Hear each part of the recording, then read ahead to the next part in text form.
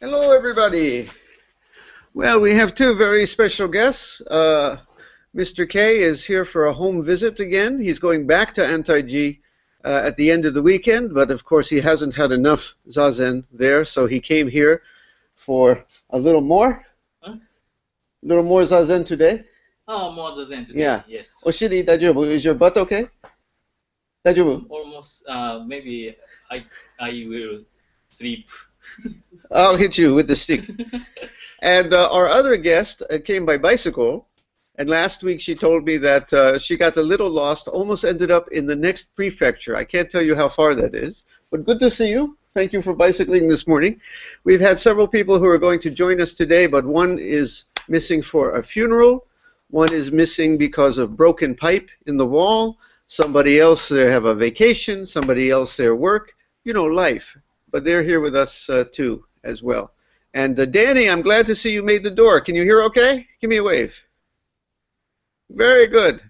All right, well, then let's get rolling. If you've been here before, you know what to do, and if it's your first time, just follow along. Okay, good.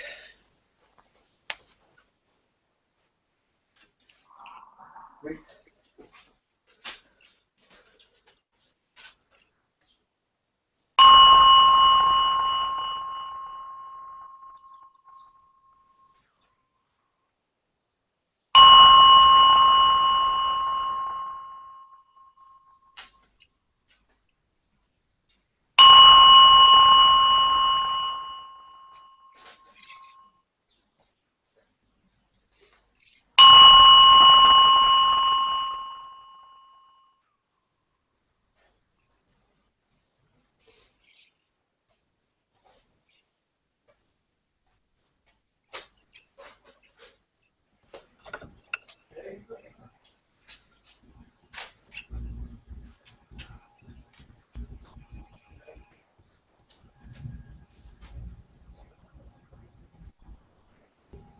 You do this at Dantai-ji?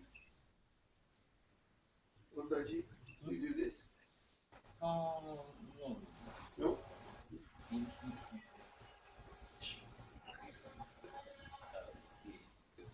Little bit? Same way.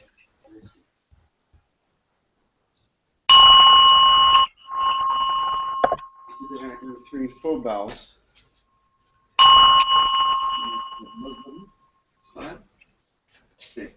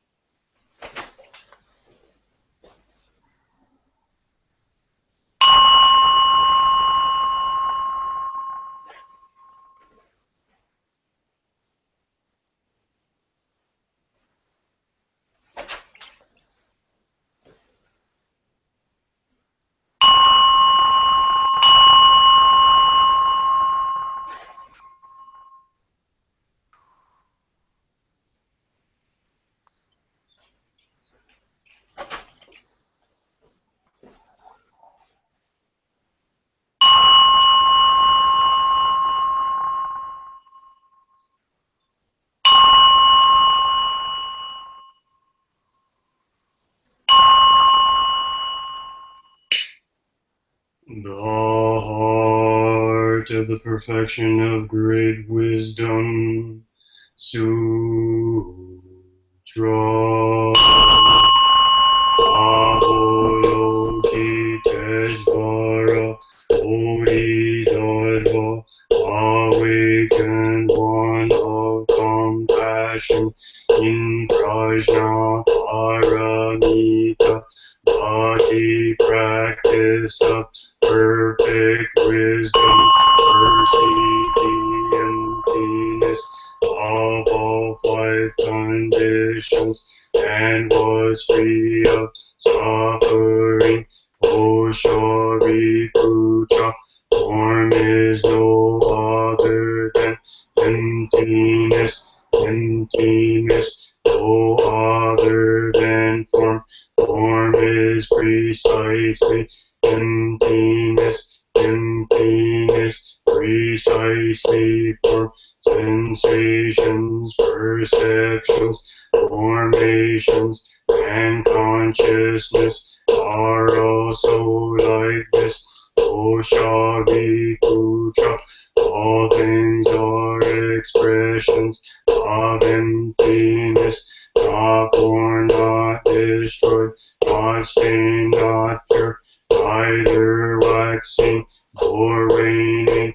Thus emptiness is not form, not sensation, nor perception, not formation, nor consciousness, no eye, ear, nose, tongue, body, mind, no sight, sound, smell, taste, touch, nor object of mind, no realm of sight, no realm of consciousness, no ignorance, no into ignorance, no old age and death, no cessation of old age and death, no suffering, nor cause or into suffering, no path, no wisdom, and no gain, no gain. Thus bodhisattvas live this prajna paramita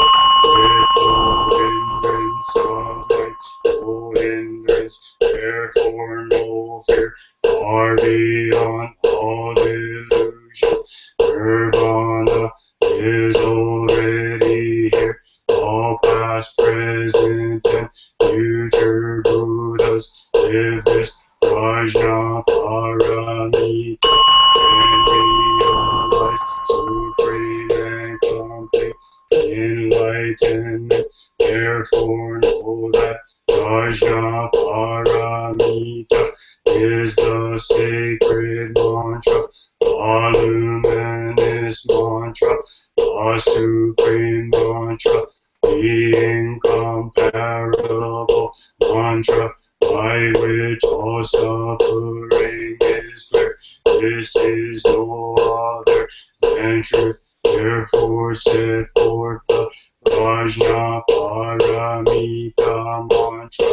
Set forth this mantra and proclaim Gate, Gate, Paragate, Parsamgate, Bodhisottva. Hanya Shingyo.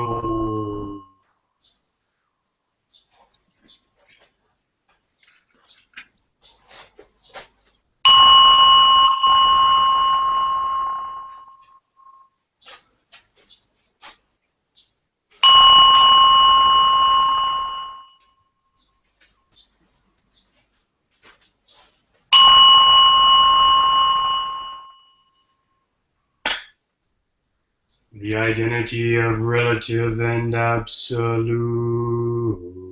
The mind of the great sage of India is intimately conveyed west and east, while human faculties are both wise or dull. In the way there are no northern or southern ancestors. The subtle source shines clear in the light, the branches stream flow in the dark. To be attached to things is primordial illusion. To encounter the absolute is not yet an enlightenment. All spheres, every sense and field, intermingling even as they shine alone, interacting even as they merge, yet keeping their places and expressions of their own. Sights differ primarily in shape and character, and sounds in harsh or soothing tones. The dark makes all words one.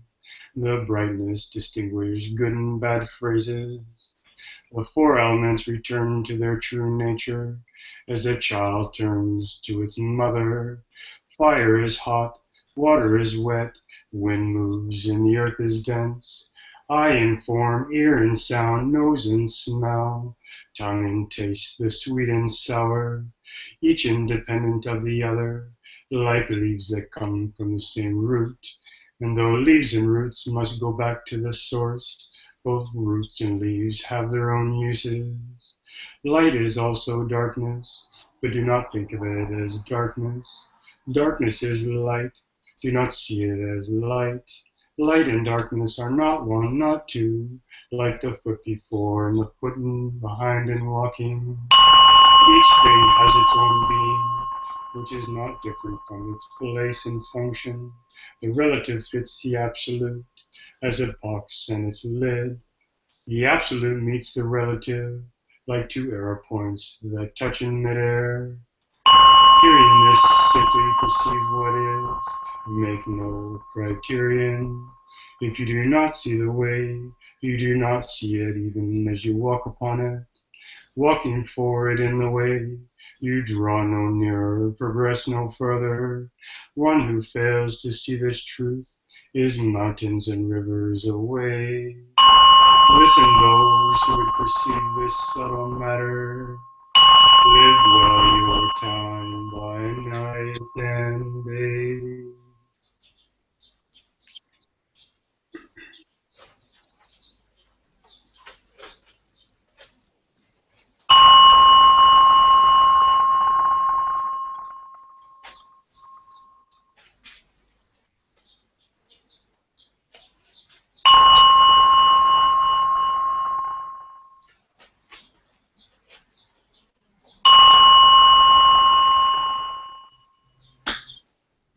Buddha nature pervades the whole universe, reality existing right here and now. In reciting the heart of the Perfection of Great Wisdom Sutra in the identity of relative and absolute, we dedicate our sincere efforts to Shakyamuni Buddha, Honored One, the historical Buddha and teacher, and to those ancestral teachers, Heihei Dogen, Honored One, Soji Keizan, Honored One, all successive Honored Ones up until Rempo Niwa, Honored One, and Guru Wafu, Honored One, and to all other Honored Ones throughout history, male and female Honored Ones whose names have been forgotten or left unsaid. We also dedicate these efforts to the three treasures, Buddha, Dharma, Sangha, to all awakened ones and teachers in all places and time. We especially seek tranquility and well-being for all creatures now suffering or ill in health. May they be serene through all their ills. May their lives be at peace and wisdom pervade the darkness of ignorance. We dedicate our hopes and aspirations to all victims of war and violence and natural events, to the injured and to all families touched by these tragedies, to the healing of hatred in all countries and among all people, to the wisdom and compassion of our world leaders, to the peace of the world and harmony of all beings. Thus let the harmful effects of words, thoughts, and actions be dispelled, and compassion bloom in perpetual spring. May we all realize and live the enlightened way together. All Buddhas throughout space and time. All Bodhisattvas, Mahasattvas, Mahaprajna,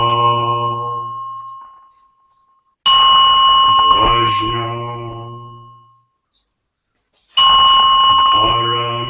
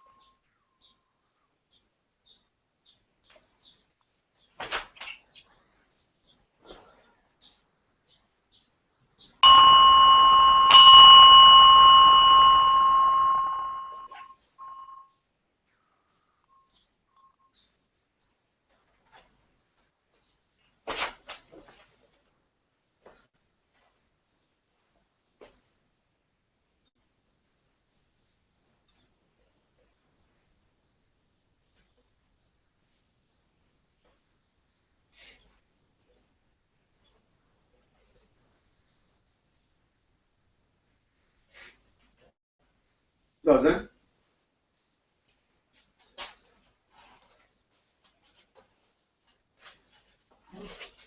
Oh, sorry. You can face the wall, or you can sit like this time. Sit like this time.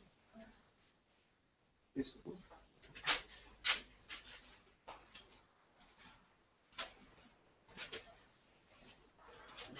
Just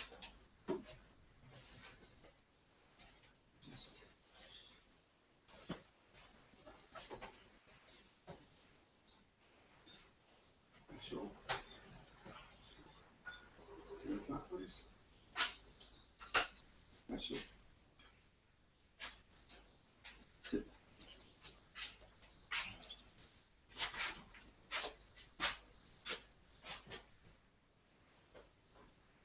Sit and sit down.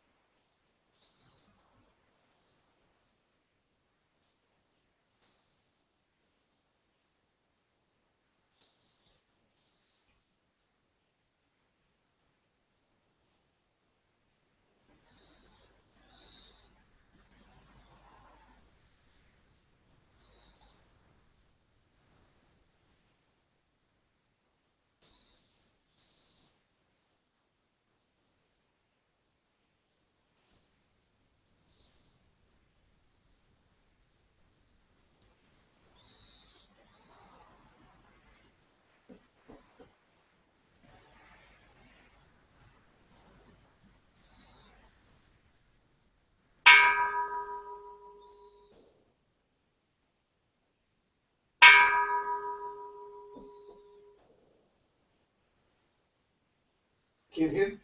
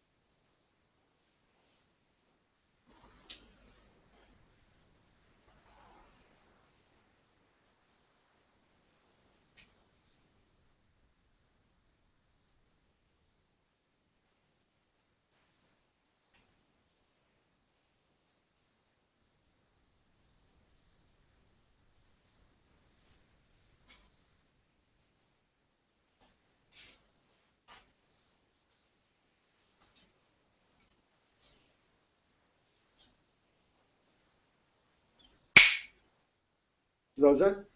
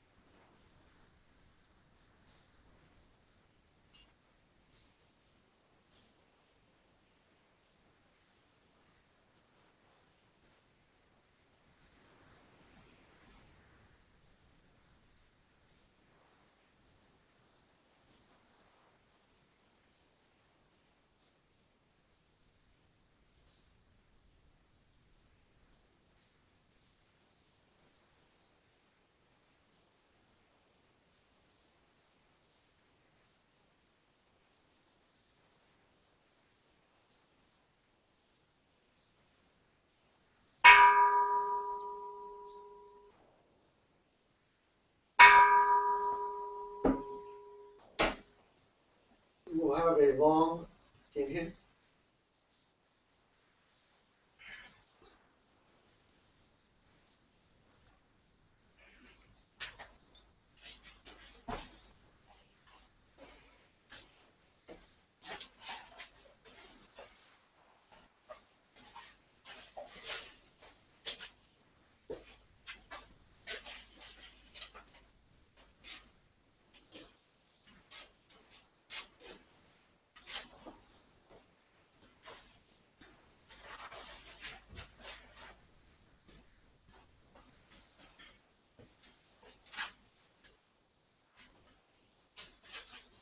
We want 2 minutes.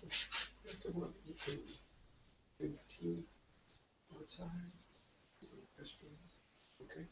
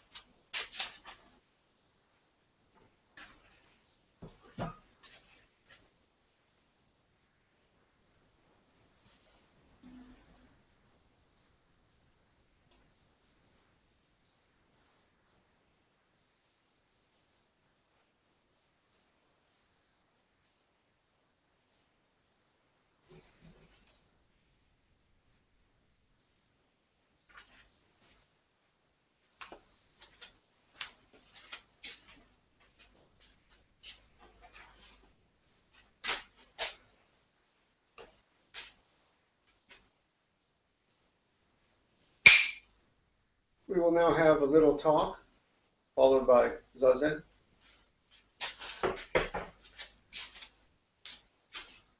You sit over there, drink some tea. Don't talk to you, listen. Sometimes sit Zazen, sometimes listen, sometimes drink tea. Sit Zazen, listen. Okay? 今のお話ですけど、このサポートライブですが、今さ、先ほど見た、それの時々時々リラックスして、時々来て、お茶をどうぞ。と特に、ゆっくり。はい。Everybody take a few minutes to stretch.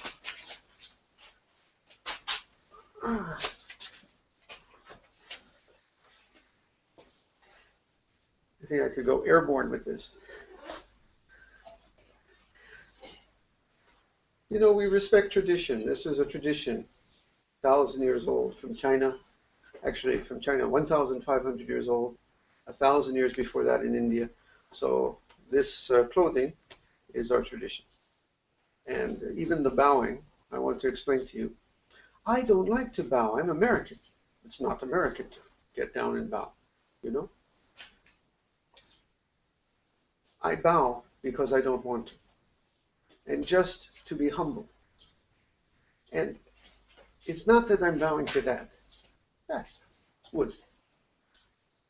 We say that I feel like I'm lifting the whole world to say thank you, as the whole world is lifting me.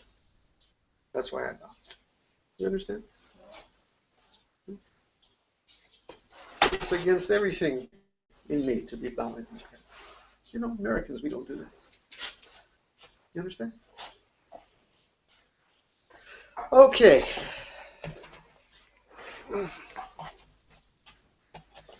We're going to recite the verse to open the sutra.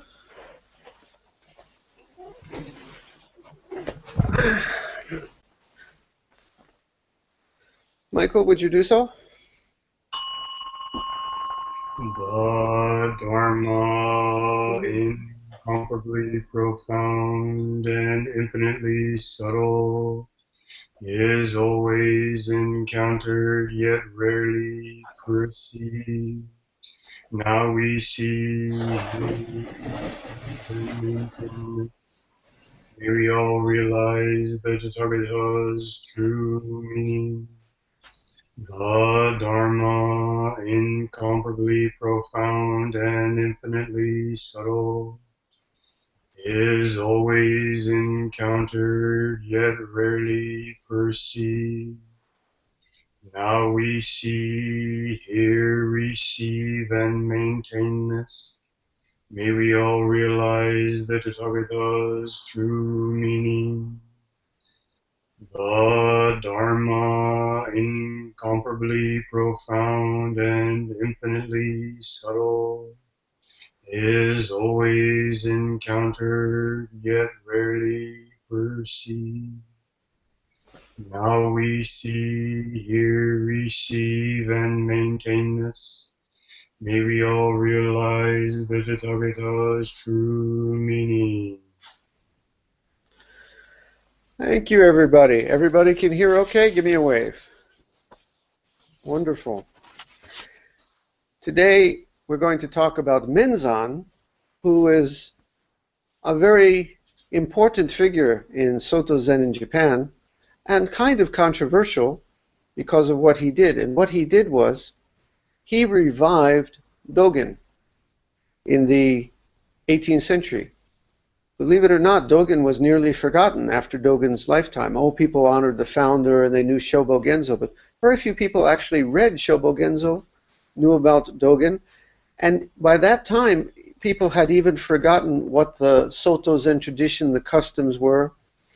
And Menzan revived, he researched, he was a scholar. What did Dogen actually practice? And a lot of people say that a lot of our traditions actually were Menzan's imaginings of what Dogen believed, for better and worse. For example, Kinhin, as we walk it, No one is really sure what Dogen said. He said to walk through the Zendo respectfully, and he said to do some walking. But Kin-Hin, as we walk it, may have been, well, Menzan's creation, imagining, trying to guess what Dogen did.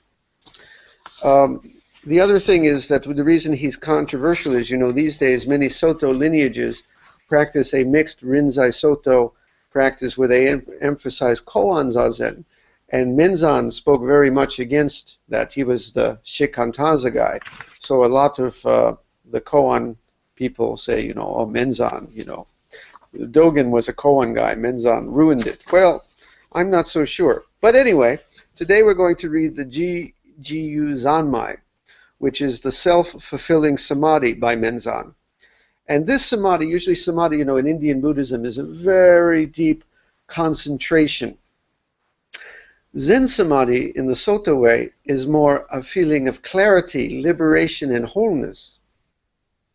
Not necessarily a one-pointed concentration, so deep, deep, deep, deep, but just the light that shines through everything. And this is what Menzan will be speaking of here.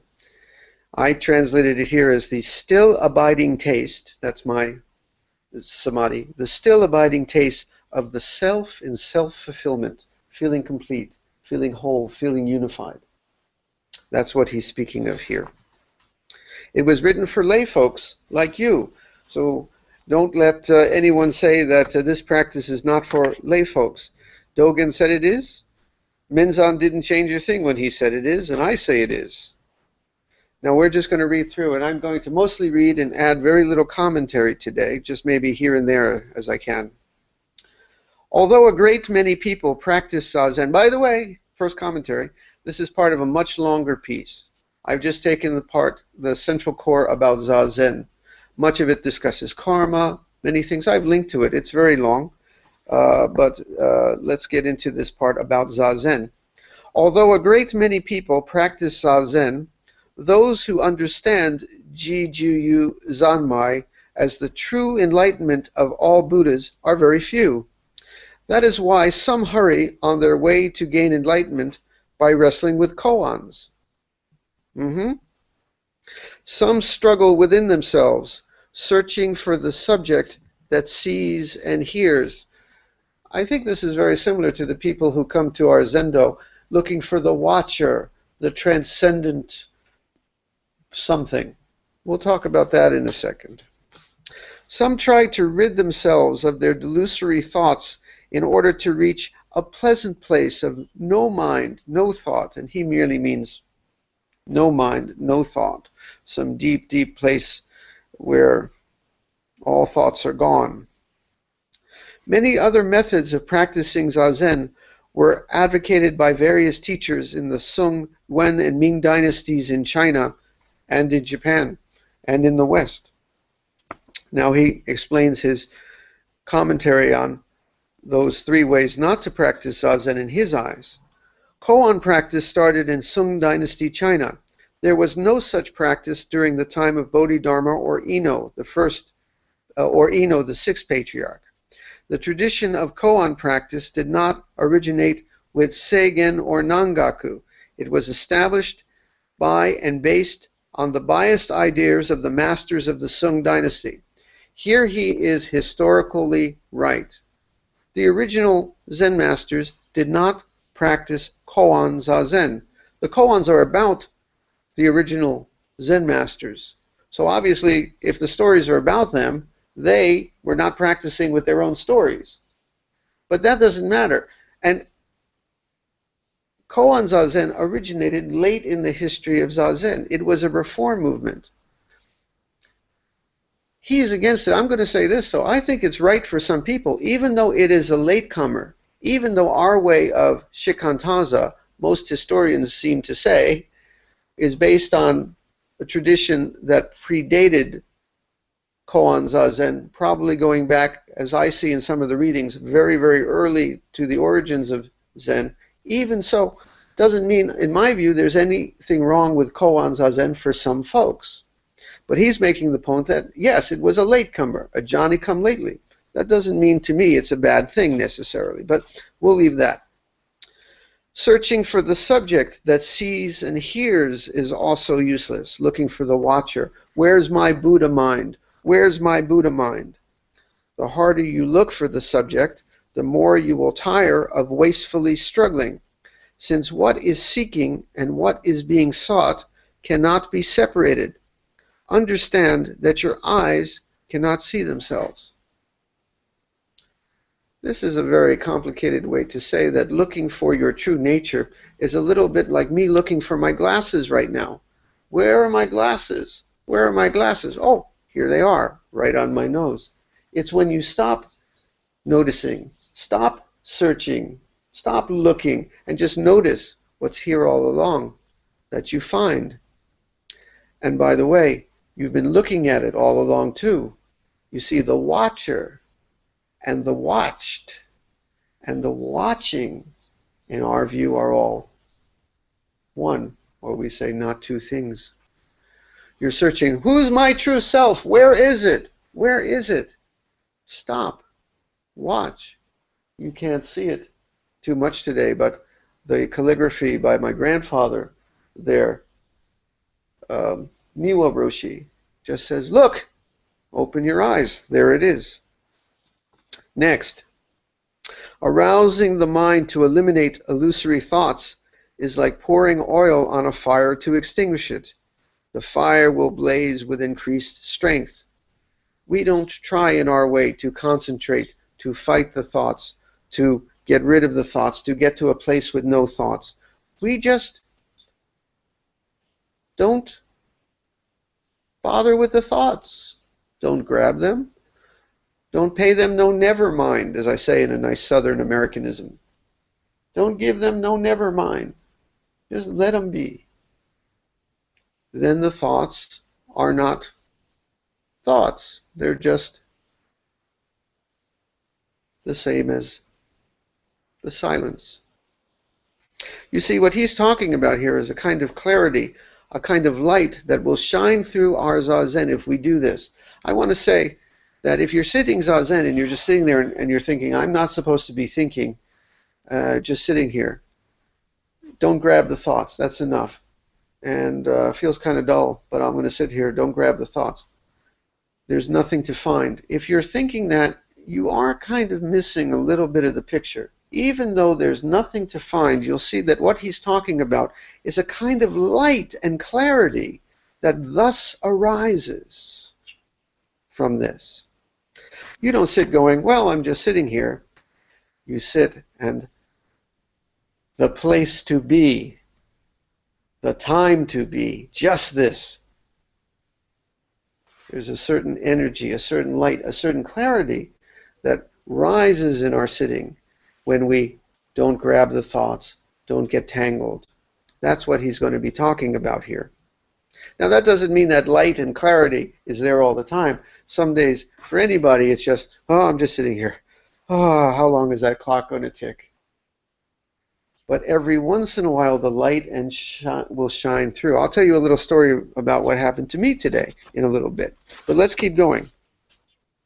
People in the present day often practice Zazen in this manner. They aspire to rid themselves of delusions and to gain enlightenment, to eliminate illusory thoughts and to obtain the truth. This is nothing but creating the karma of acceptance and rejection. You know, in Zen, where we don't like those likes and dislikes, what we accept and what we reject. Get past that. Get past that to a place of all embracing beyond liking and disliking and accepting and rejecting. Don't search for enlightenment, right? And you may realize it's here. Such an attitude is just another form of dualism, in that one escapes from one thing and chases after another. Mere methods to rid oneself of delusions and to obtain enlightenment. What a pitiful view. Those old Zen masters, they like to say things like that. How pitiful! By chasing delusions, you create delusions. These are my words. By chasing enlightenment, you miss enlightenment. That's right here. The true Zazen which has been transmitted by the Buddhas and patriarchs is the Tathagata's Jiju. That's the Buddha, Tathagata. The Tathagata's Jijiyu Zanmai. Obviously, Zazen is not a practice for getting rid of delusions and gaining enlightenment. This is where I often have to caution. It's not a practice for getting rid of illusions, not for chasing or gaining enlightenment. But that light, that clarity that arises when you give up the chase, when you stop trying to get rid of the delusions, the light, the clarity, somehow clarifies and lightens and disperses the delusions. Okay, this is a good time for me to tell my quick story today. I went to the health check, the checkup with the doctor, and he said, everything's fine, but there's this one thing we want to look at. We're going to have a test. I'm Jewish. Jewish people immediately think, oh, my God, it's cancer. I mean, this is the family I was raised in. Every pimple is a terminal disease.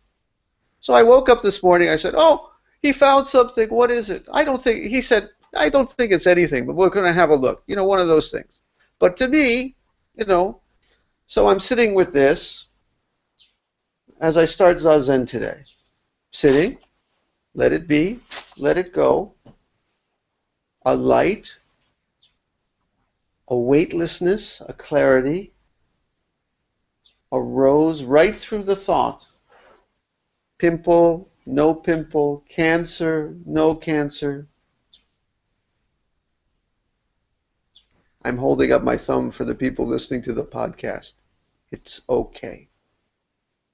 You understand? So, we'll continue where we were. Zazen is not a practice of getting rid of delusions and gaining enlightenment. We must learn Bodhidharma's teaching thoroughly. What is his teaching? To live facing the wall unwaveringly, and to see that ordinary people and sages are one and the same. Buddha and ignorant people are one and the same. When the ignorant people realize that, they're Buddha. When the Buddhas are deluded, they're ignorant people. We must also carefully study the words of the second patriarch, always be clearly aware. And there was a footnote here. This phrase is found in a dialogue between Bodhidharma and the first patriarch Eka when he was his student. Bodhidharma said, outwardly stop engaging in any affairs, and inwardly do not grasp with your mind. That's our Zazen. Outward, stop messing, stop engaging, stop grabbing, stop chasing. Inwardly, don't clutch to your mind, don't hold it, let it be too. Relax, let the light arise, the clarity. When your mind is like a wall, you will be able to enter the way. In this case, they think that there's a little confusion about our sitting like a wall or facing the wall. Bodhidharma probably said, sit like a wall. But this is not a dead wall. Think of what a wall does. We're living walls. Rain comes, the wall sits there. The hot sun comes, the wall sits there. A bird comes and poops on the wall sits there. Flowers grow, the wall sits. Our senses are also like the wall. The wall does not reach out and grab with its senses and think about the garden. Oh, that other wall is better than me. Oh, how long do I have to sit here? Woe is me. What we do as human beings? The wall just sits. So we sit like a wall, living walls. Eka said, I have already stopped engaging in outside affairs. Bodhidharma said, good. Have you destroyed your mind? Completely wiped it out then, blank. Eka said, no, I haven't. Bodhidharma said, how do you know that? Eka said, I am just always clearly aware. He's not blanked. He's just aware and very clear, the clear light. You understand? In the Shodaka, very famous Buddhist poem. There's a wonderful book that just came out by Tonan O'Connor, who was our visitor here a while back, about uh, Kodo Sawaki's commentary on the Shodoka, which is translated into English. We find the expression, oh, the helicopter. You still hear me? The birds, the military helicopters, we welcome them all here. Being aware of reality, there is neither subject nor object. We are immediately released from the karma of the hell of incessant suffering. When you give up all thought of separation, subject and object, and past and future, and good and bad, you're released from a kind of hell. Not just the hell after we die, but the hell right in this life now. By the way, you're going to hear him talking in a second. When he says release, find something transcendent of good and bad, of good and evil, he's not saying I'm a nihilist, I'm amoral, I'm good, evil is the same. You'll find that he's also describing this light, this clarity that arrives, that's kind of a super positive, super good. Okay? But he says, when you release subject and object, you are immediately released from the karma of the hell of incessant suffering. When you sit in this samadhi, you will enter directly into the realm of the Tathagata. Therefore, this samadhi is endowed with the limited virtues of the roots of goodness and the limited obstructions of one's evil. Evil deeds caused by evil karma will disappear without a trace. As this samadhi is truly the incomparable great Dharma wheel and the practice of ever going beyond Buddhahood, it is beyond words and discriminating thoughts. What do they mean when they say, this is the incomparable great Dharma wheel? This is going beyond Buddha. Probably something like this. It's a living teaching. The teaching has always been compared to a wheel turning, like a cart moving. The wheel is turning now. This is the turning of the wheel of the teachings in our real life. It's not some dead words in a book. You understand? And going beyond Buddhahood means the Buddha was not some dead guy 2,500 years ago, not some great force in the sky. It's the living realization now where you go beyond even Buddha to be a better Buddha than Buddha if you can. Something like that. You're living it now. You understand that? Buddhahood is not just Buddhahood, a thing. Buddhahood is you're going beyond the word Buddha to make Buddha real now. Something like that. It's a living thing. Okay. Now, he's going to go on. Now I will explain in detail the way to clarify and rely on this samadhi. This is done simply by not clouding the light of yourself. Notice that's kind of a self with a big S here. The big, positive, interconnected whole self, not your little, oh, I'm so afraid, oh, I'm so worried, oh, I'm so happy or sad little self. That thing that happened yesterday, that thing tomorrow. No. This great, clear, light self that makes all things fall into place. This is done simply by not clouding the light of yourself. When the light of the self is clear, you follow neither dullness and passivity, nor distraction and running toward. Again, I take this to mean that when your light is clear, wherever you are, you're not running away from things, you're not running toward. It's not a matter of whether you feel dull or you feel super energized. It's not like that. It's that you're just present with what is in this light, in this clarity, in this certain energy that of life.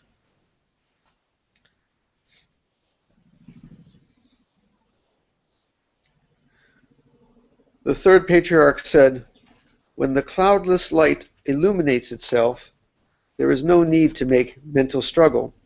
There is no waste of energy. You know, our way is also called silent illumination, because in the silence, there's a certain illumination that, like my cancer pimple, kind of makes life make sense, makes all the broken pieces whole. When we allow this light to shine, it doesn't always shine, but when it shines, you know it. How do you know it? You don't have to ask me. You'll know it in your own life. When this light is shining, suddenly the things of your life that were broken pieces come together. The worries somehow seem lighter, clearer, or fade. The anger, the resistance, the jealousy, whatever it is, somehow seems smaller or vanishes. This is the light. It's like when you take a flashlight and you put a light in the darkness, and the darkness becomes light. It's what we get from sitting this way. But anyway, let me read that again. The third patriarch said, when the cloudless light illuminates itself, there is no need to make mental struggle. There is no waste of energy. This is the vital point of the practice and enlightenment of this samadhi. The cloudless light illuminates itself, means that the light of the self shines brightly. Not to make mental struggle means not to add the illusory mind's discrimination to the reality.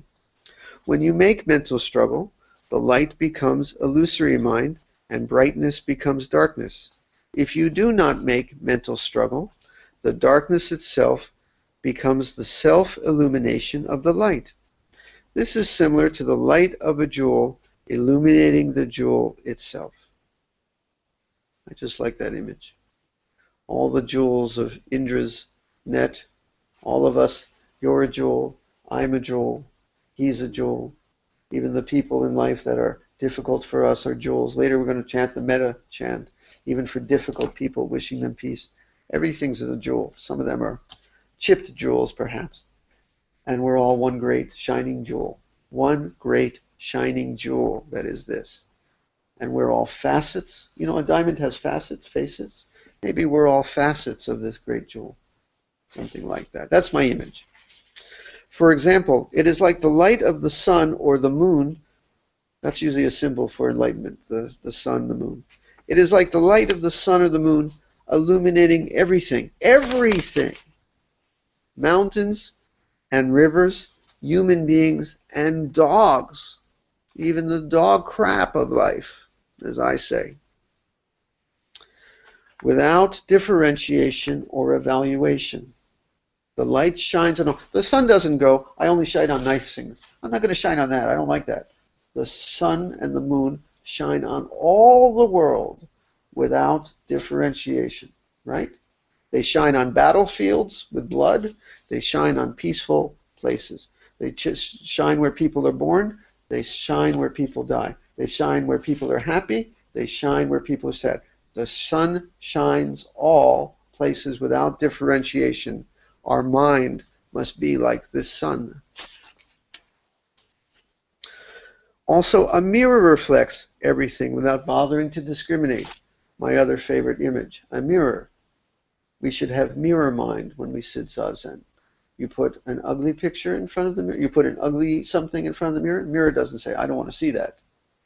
Mirror just reflects. Actually, this mirror embraces it all without saying, I like these things, I don't like the other. Your face is nice, I don't like your face. The mirror takes it all. Thus we say Zazen is not, sometimes I talk of the blue sky, but these days I'm talking of the mirror mind. The mirror mind. Have a mind as clear and light and welcoming and embracing and allowing as a mirror. In this Jiju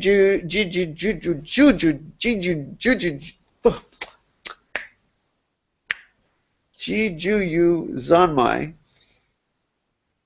I keep thinking there was a candy when I was a kid, Jujubes. You remember those? I love those things. Okay. Jiju Zanmai, just keep the light of the self unclouded without being concerned with discrimination of objects. When you practice and learn the reality of Zazen thoroughly, the frozen blockage of illusory mind will naturally melt away. Like my worries this morning about my impending cancer diagnosis. By the way, probably not. If it is, thumbs up again. Don't worry about me, guys. I don't want one of you to write me and say, Jundo, I hope it turns out for the well. Don't need it. It turns out as it turns out. You got it? I don't want to hear from one of you. I know you all mean it in the best of your heart. Jundo, I hope it turns out your test is fine. Jundo, don't worry. Jundo's not worried. Jundo is not worried. Well, kind of I'm worried, but part of me, the Buddha part, is not worried. You got it? Okay. Where was I? The frozen blockage of illusory mind will naturally melt away. If you think you have cut off illusory mind, instead of simply clarifying how illusory mind melts, illusory mind will come up again. If I go try to get to a place where I'm completely free of all worry, of cancer pimple, or whatever my problems in life are, I'm not a human being. You know, if you try to cut off all fear, cut off all thought in our way, it's not a good way. It'll come back. It's like repressing. I think Freud said repression, holding down, like a volcano. No, let it be and just don't be bothered by it. Wave at it. Hi. No problem here. You understand? So we don't try to cut off illusory mind. We just clarify it. Let it come up again. Don't be bothered, you know. This is very natural. Okay, I'm going to the next paragraph real quick. In both China and Japan, from medieval times to the present, there have been innumerable teachers of Zen who never learned about reality from a true teacher. You know, all these guys, I do it too, you know. My way's the highway, you know. That's what he's saying. I'm not even saying that this is the only way to meditate, but you know, there's always that tendency for teachers to say that. They mistakenly thought that annihilating thoughts in the mind is the authentic practice of the Bodhidharma. The old teachers tried to get past away no thought. Some still do. This is because they grasped only the surface meaning of the words and held on to one-sided views. Although one mind may become three poisonous minds, that's a mind filled with fear, with greed, with anger, divisive thoughts. And the three poisonous minds may bring you to the 6 realms of good and evil. All of them are only provisional conditions within our mind. There's no reason to banish with them. Just don't mess with them. See through them. Clarify them. Don't be their prisoner. Illuminate them. Let them be. Let them go. See you guys. Nevertheless, when our mind is good, maybe I should stop here. In the next paragraph, just real quick, he's talking about, I'm going to go to the black part, getting beyond evil and good, likes and dislikes, things in the world, even ugly things, beautiful, getting beyond this. But don't think he's talking about some nihilism here. He's talking about some kind of great good that shines through. Let me read this real quick. Nevertheless, when our mind is good, we become stiffened by good intention and attached to the limited results of the 3 good realms. Consequently, we become blind to the light which is beyond goodness. When our mind is evil, we become stiffened by evil intention and pulled by the results of the 3 evil realms. Consequently, we suffer and cannot be aware of the light which is beyond evil. You see, there's something here, a light, which is the big good thing, that's beyond small human good, small human evil. Okay? Let me get to the next black part. We fail to realize the light beyond no thought. When we transcend the dichotomies of good and evil, thought and no thought, and emit the light of the self, settling beyond discrimination, we will not stagnate in goodness, though our mind be good, nor will we attach ourselves to evil or to the stage of no thought, even though our mind be in that condition sometimes. Therefore, even when our mind becomes evil, if the light of beyond thought is emitted, evil mind will be dropped off immediately. He's not saying to stay evil. He's saying if you practice Zazen in this way, the evil will kind of, you can't be greedy and angry and mean and jealous and practice what we're talking about. So he's saying transcend evil, but that doesn't mean you can just be evil. You understand? Okay? And there will be only the light of the self. This is the way to lead people in the three evil realms to ultimate awareness. Okay, and just the last paragraph, now I'm going to skip down there, just to show you that this is for lay people. Mr. K is in a monastery right now. That is a wonderful, important place to practice. But this practice is not only for a monastery. It's a little bit like I was a lawyer, I went to law school. But the law is not only in the law school, the law is in the whole world, in the whole society, right? We go to the law school to learn that the law is everywhere. You went to medical school. The medicine's not only in the medical school, the medicine is all the patients of the world, right? The Buddha Dharma is not only in the monastery. This is our school. The Buddha Dharma is everywhere. Okay, we got about 5 minutes and take some questions, either from our live visitors or people here. Come on, give me some questions, guys. Raise your hand. Got a question? You got to ask me a question just because I love to use the software. Go ahead, turn your microphone on. Hi, Yendo. Hi, Kyonin. All these that you've been reading make it very clear why Zazen is. Let me get closer to the microphone. It's clear to me why Zazen is so hard for the regular guy here in America. Well, I'm not in America, like in the USA, but in the continent. And I wonder, how would you explain someone with regular guy's vocabulary or words that we don't try to achieve anything with Zazen, because people are very used to achieving goals or getting things done, because we are all lost in productivity. So okay. Well, this is all I've been trying to do. Hooked up in productivity and all this. This is all I've been trying to do for the last 10 years, and I've yet to find the formula.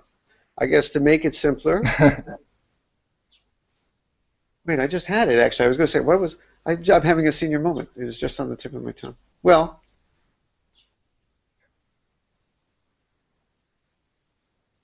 maybe sit like a mirror. Sit like a mirror. Put down the thoughts. Yes. Put down the It's very thoughts. useful. Put down the judging.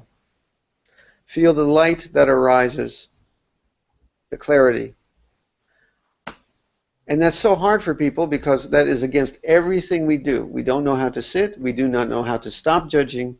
We do not know how to stop thinking about yesterday and tomorrow. We do not know how to drop the jealousy and resistance. Like a mirror, don't judge beautiful, don't judge ugly. Embrace, sit, stop judging, let the light shine. I can't say it any clearer than that. Yet, That's perfect and very useful. yeah, well, that's still not going to get people to get it. So, another question? But we can try. We can try. We must keep trying. Though, what is our vow? We're going to vow later. Sentient beings are numberless. We vow to free them, right? But it's not. Can never finish the job. Okay. Another question?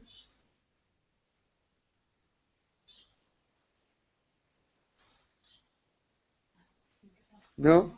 No? Any question? Okay. Danny, you hearing okay? Isn't it the middle of the night for you there? All right, let's recite the verse to close the sutra then.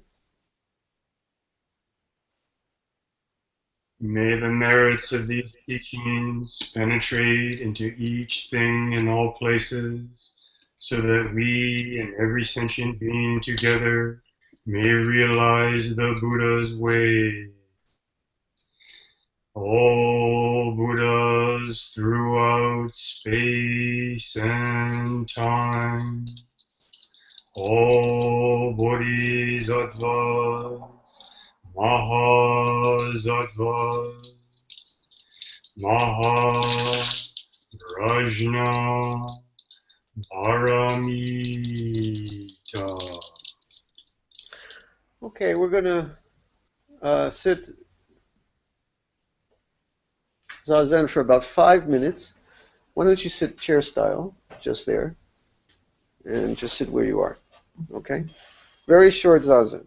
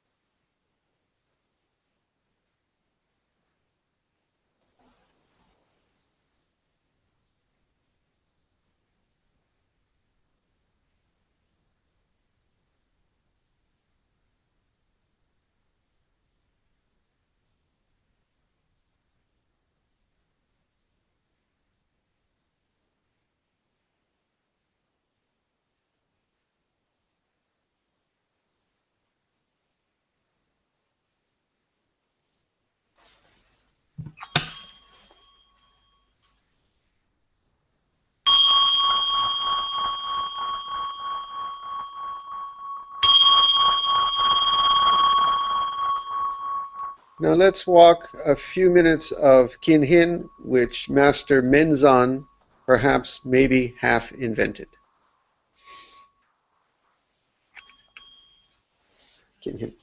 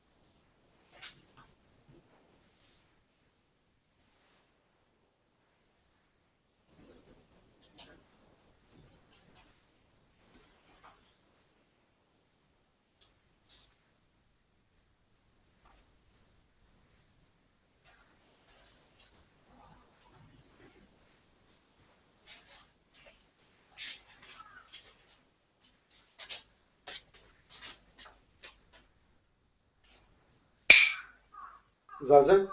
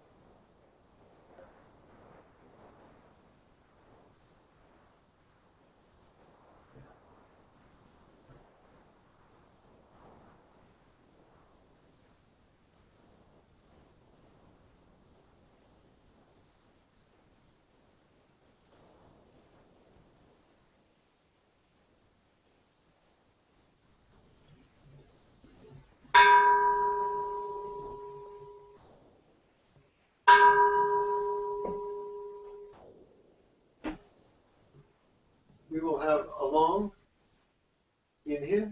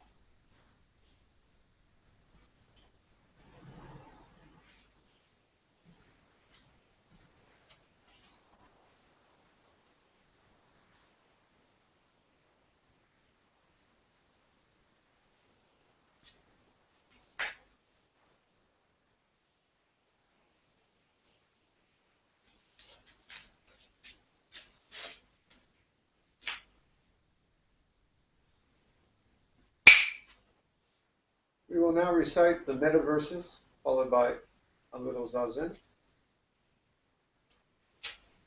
I'll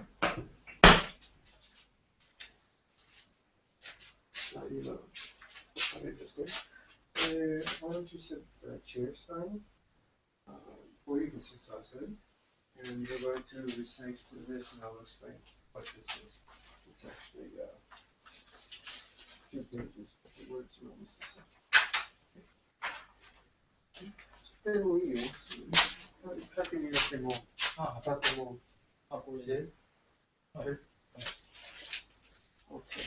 Take a second to stretch. You're taking yoga class, you said, right? No? Oh, we should try something else. Position. What is this? The crane position? I don't know.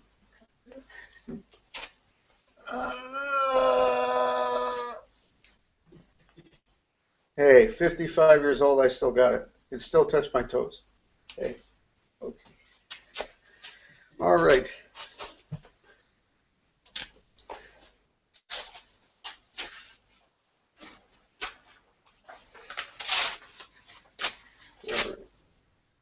Well, we're going to recite the meta verses now,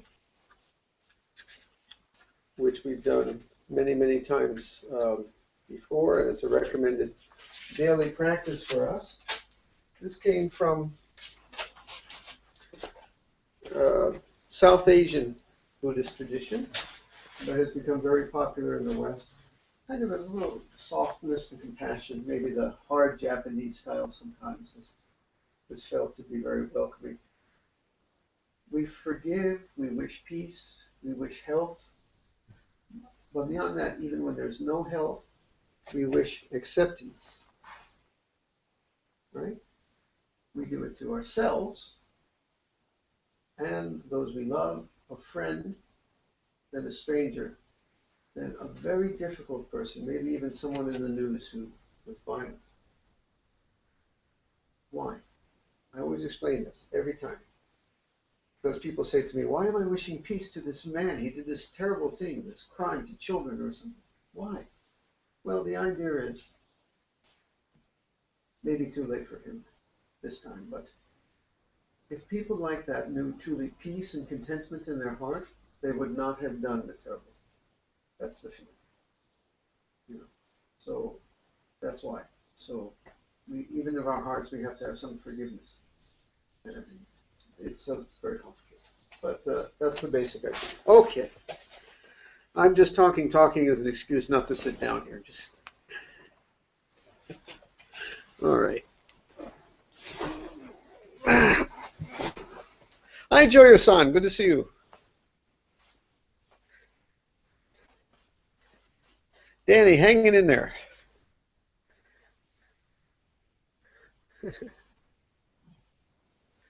Okay. We begin with ourselves.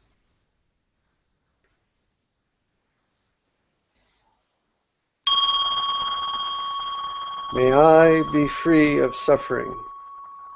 May I be safe and still. May I be free of enmity. May I be loving, grateful, and kind. May I be healthy and at ease in all my ills. May I be at peace, embracing all conditions of life. Let that sink in. Okay, maybe a family member, someone we love.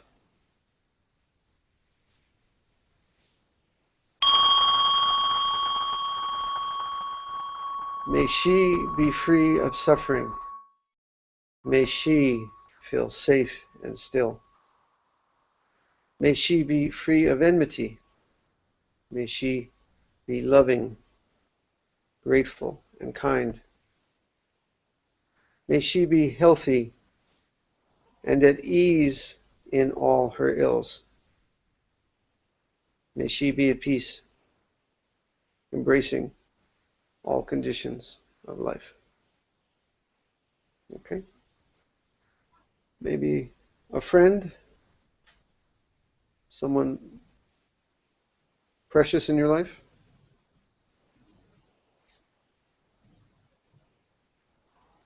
People ask me, can we double up? I got two people, I can't choose. Yeah, double up. There's enough meta to go around. Unlimited supplies. Triple up.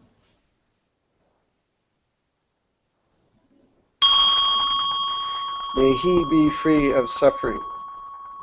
May he feel safe and still. May he be free of enmity. May he be loving, grateful, and kind. May he be healthy and at ease in all his ills. May he be at peace, embracing all conditions of life. Now the next one is for a stranger, and it's also going to be a little confession for me. Jundo did a very bad human thing yesterday. Well, a little bit. So I'm in a parking lot, and I get my eye on the parking space, right? Getting close there, and I'm swinging around, and just as I do, guy, I don't know him, cuts in my space. Or I don't think he meant it. It was just his angle. It looked, he was closer, and he got in my space. And I said for a brief second, hey, that was my space. In my heart. I didn't say it out loud. And I was, you son of a gun, right? Okay. And then I realized, wait a second, you're a Buddhist teacher. What are you arguing about a parking space? Okay? Now, to top it all off, I said, okay, now the guy's going to get out of the car. We're going to make eye contact. And he saw me. He knows, he saw the look on my face. He's going to feel some tension there. So I got to practice. I'm practicing smiling. Hello, sorry about that, right? But I didn't get the chance. He stayed in his car, and it was raining. I ran in the restaurant. He gets out of his car with a horrible limp. The man really is struggling to walk. Okay? He needed that space. Yes, I felt every bit of karma I deserved. I'm going to be chanting for him. May he be free of suffering. May he feel safe and still. May he be free of enmity. May he be loving, grateful, and kind. May he be healthy and at ease in all his ills. May he be at peace, embracing all conditions of life. Okay, now for someone difficult in the world. And again, this is kind of generic. It's for all the people who, even tomorrow, might do something horrible, and if they had peace and contentment in their hearts, they might not do it. There's been so many crimes recently involving children, it breaks my heart each time. I tend to chant for both the family, the people who knew them, and also the fellow who was so deluded with anger and greed that he or they could do such a thing.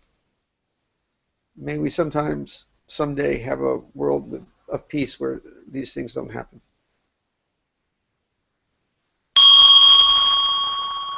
May they be free of suffering.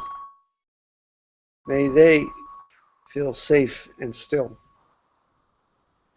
May they be free of enmity. May they be loving, grateful, and kind. By the way, chant with me, guys. Chant. May they be healthy and at ease in all their ills. May they be at peace, embracing all conditions of life. Okay? And now we chant for all sentient beings everywhere. And that includes the mountains and the stars. Okay? Did I miss anybody? No, we got everybody. Okay. May we be free of suffering. May we feel safe and still. May we be free of enmity. May we feel loving, grateful, and kind. May we be healthy and at ease in all our ills. May we be at peace, embracing all conditions of life.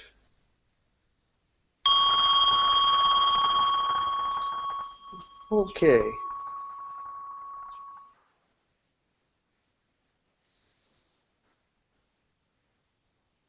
So next time you see someone who needs a parking space, remember my story. Um, shall we sit a little more, Zazen? Just Zazen? もう少し。はい。どうぞ。書きになってください。Please have a seat.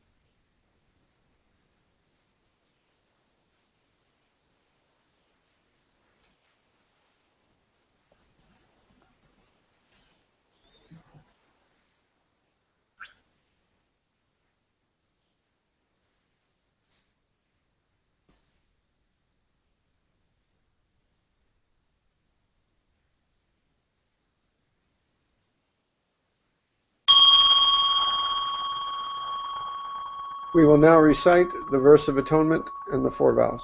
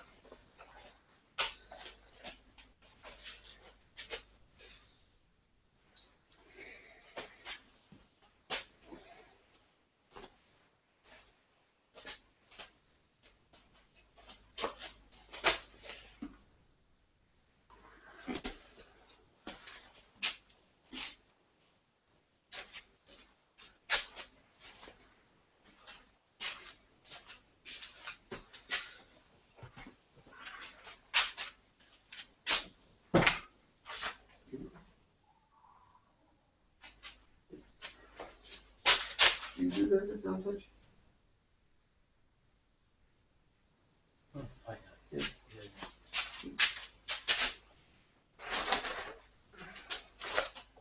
You remember?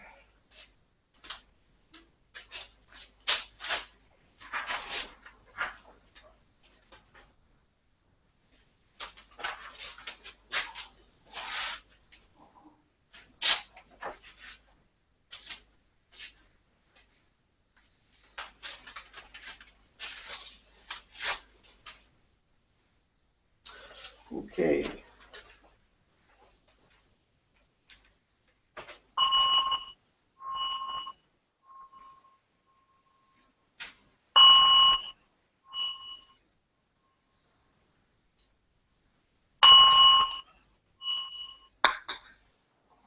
All harmful words, thoughts, and acts ever committed by me since of old, on account of beginningless greed, anger, and ignorance, born of my body, mouth, and mind.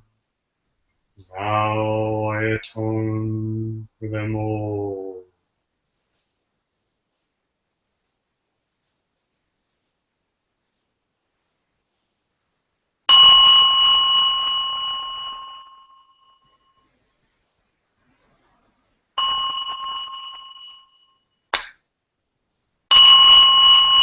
To save all sentient beings, though beings numberless, to transform all delusions, though delusions inexhaustible, to perceive reality, though reality is boundless, to obtain an enlightened way not attainable, to save all sentient beings, though beings numberless, to transform all delusions, though delusions inexhaustible, to perceive reality, though reality is boundless, to obtain the enlightened way, a way not attainable, to save all sentient beings, though beings numberless, to transform all delusions, though delusions inexhaustible, to perceive reality, though reality is boundless, to obtain the enlightened way, a way not attainable.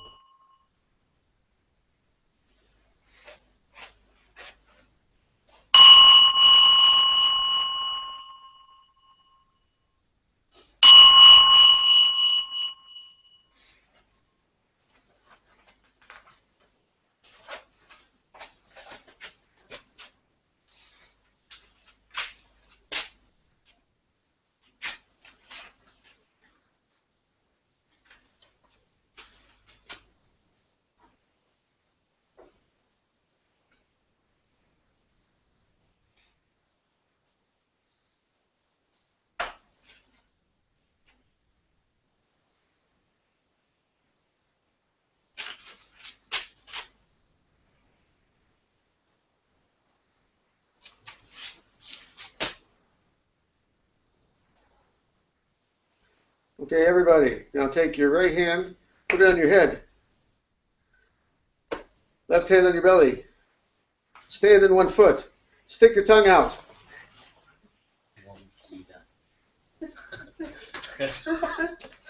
Okay, who's out there? Say hi. Hello, everyone.